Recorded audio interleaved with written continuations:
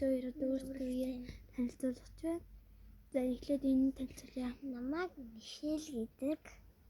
Соломонгийн Мишель. Тэгээ би 10 настай 4-р анги. Тэгээд би ямар өнгөн дуртай вэ гэхээр цэнхэр өнгөн дуртай. Одоо миний Намайг Баатарын Амьд гэдэг.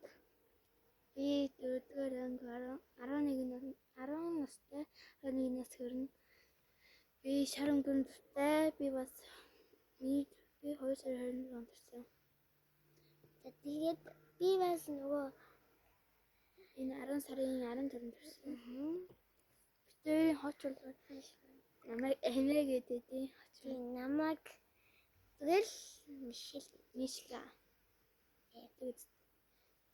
Тэгээд энэ бичлэгийг үзэж байгаа хүмүүс лайк дараарай, subscribe дараад өөрийгөө дэмжээрэй.